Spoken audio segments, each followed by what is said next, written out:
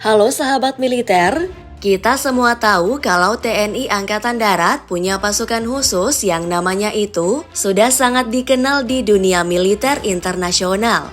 Ialah Kopassus, Komando Pasukan Khusus. Pasukan ini punya misi rahasia dan latihan yang super keras.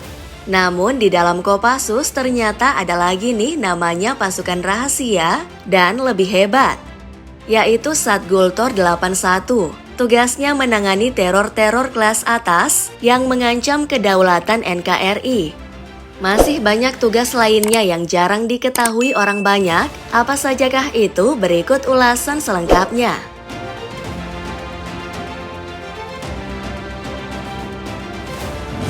Kopassus dibentuk pada 30 Juni 1982.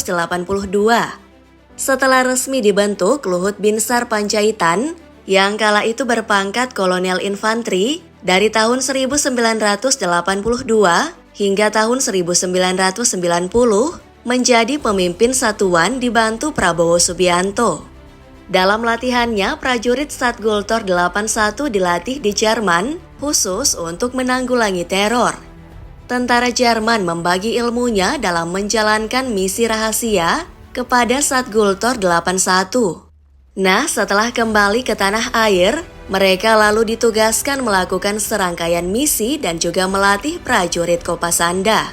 Latihannya tentu saja selalu dirahasiakan, sebab visi dan misinya pun tak bisa diketahui secara detail. Satgultor 81 menjadi salah satu satuan penanggulangan teror terbaik di Indonesia. Tugasnya langsung turun tangan mencegah adanya tindak pembajakan pesawat yang dilakukan oleh teroris. Setiap personilnya dinilai memiliki kemampuan bertarung yang sangat hebat dan cekatan hingga membuat teroris tidak bisa melakukan perlawanan dengan cepat. Bahkan saking rahasianya, mereka kadang tanpa diberitahu jenis tugas dan lokasi penugasan yang dilakukan. Prajurit baru diberitahu jenis dan lokasi misi tempurnya jika sudah berada di pesawat terbang atau kapal laut yang mengangkutnya. Semuanya serba dirahasiakan, tak lain agar musuh tidak bisa macam-macam menyusun strategi untuk melawan pasukan ini.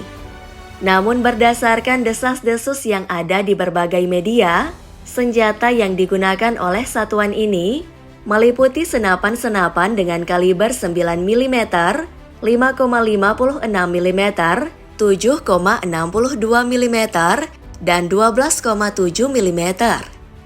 Beberapa tahun belakang, istilah Gultor kini dihilangkan dari satuan ini. Hal itu karena kualifikasi yang dimiliki dinilai lebih dari penanggulangan teror, dan saat ini dikenal dengan sebutan Sat 81. Satgultor Satuan Kopassus setingkat dengan grup dan merupakan prajurit terbaik dari seluruh prajurit TNI yang markasnya berada di Cijantung, Jakarta Timur. Satuan yang kemudian menjelma jadi kiblat pasukan khusus lokal, mulai soal latihan, kemampuan, perlengkapan hingga persenjataan, dan teknik operasi-operasi senyap lainnya.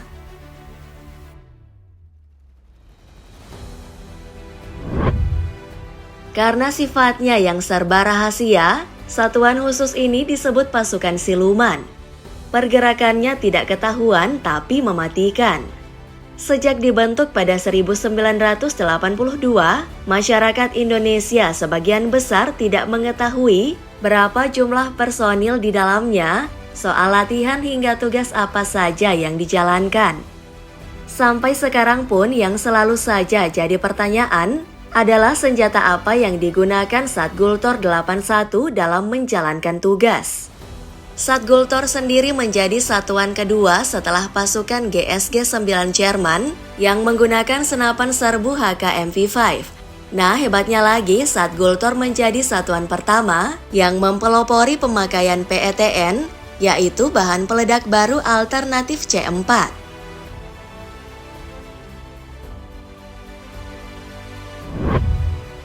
Tak hanya urusan pembajakan, satuan ini juga difungsikan sebagai satuan yang mampu melakukan peperangan di wilayah yang sempit. Sebab mereka akan mengumpulkan banyak informasi intelijen yang akan berguna untuk penyerangan yang tak terduga. Meski jumlah dan pergerakannya dirahasiakan, nama Satgultor 81 telah diakui dunia sebagai salah satu pasukan bersenjata paling progresif di dunia. Kehebatannya membuat negara lain ketar-ketir tak bisa melawan. Memiliki beban berat yang ditimpakan kepadanya, maka prajuritnya tidak mudah untuk menjadi bagian dari satuan khusus ini. Mereka yang ingin mengukuhkan dirinya sebagai anggota pastinya harus menjalani serangkaian pelatihan ekstra berat. Sebelum masuk ke Satgultor 81, seorang anggota TNI harus telah berdinas dulu selama 2 tahun sebagai anggota Kopassus TNI Angkatan Darat. Barulah bisa mendaftar ke satuan ini. Itu pun belum bisa dikatakan lulus, kualifikasi personil lebih tinggi dari satuan lainnya melihat tugasnya bersifat kompleks dengan skala kesulitan yang tinggi.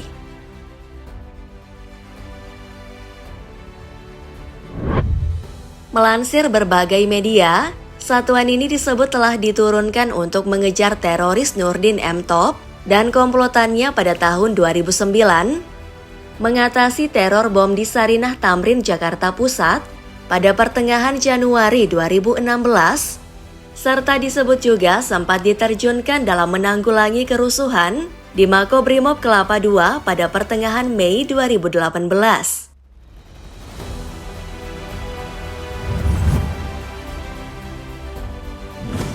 Oke deh sahabat militer, sekian ya untuk hari ini. Jika kamu punya opini lain soal bahasan kita tadi, tulis di kolom komentar ya. Sampai jumpa, terima kasih sudah menonton.